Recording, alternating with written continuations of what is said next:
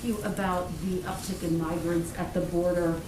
Some members of the Democratic Party are displeased with the way the administration is handling children who are being held at the border. Alexandria Ocasio-Cortez tweeted this, quote, "This is not okay, never has been okay, never will be okay, no matter the administration or party." Is this a failure on the part of this administration?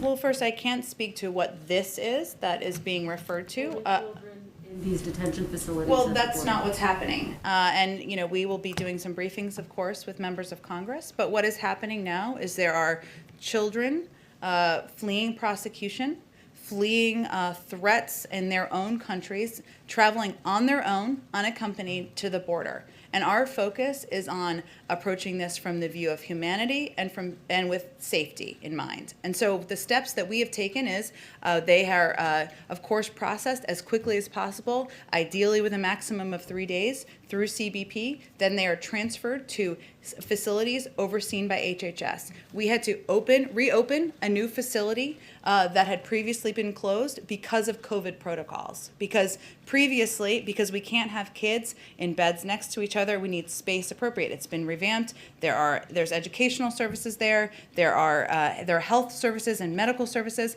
But our objective is to move them as quickly as we can to families that have been vetted and to, of course, reunite kids with their families. How do you respond to Alexandria Ocasio-Cortez, though, who says she sees these images and it's not okay, from her perspective? Well, look, we will work, of course, with Congresswoman Ocasio-Cortez on a range of issues, and we look forward to doing that. What I'm conveying from here is what the actual circumstance is on the ground and the tough choice that we have had to make. There are only a couple of options here. So either we send kids back to a very dangerous journey back to their countries. That's not a good option. I don't think anyone would support that option. We send them to families that have not been vetted. We've seen challenges with that in the past where kids have then been trafficked. That is not a good option in our view. Our best option in our view is to get these kids processed through HHS facilities where there are COVID protocols in place, where they are safe, where they can have access to educational and medical care. There are very few good options here, and we chose the one we thought was best. And I just want to ask you about CPAC. I know you got some questions about this yesterday. If I could try again,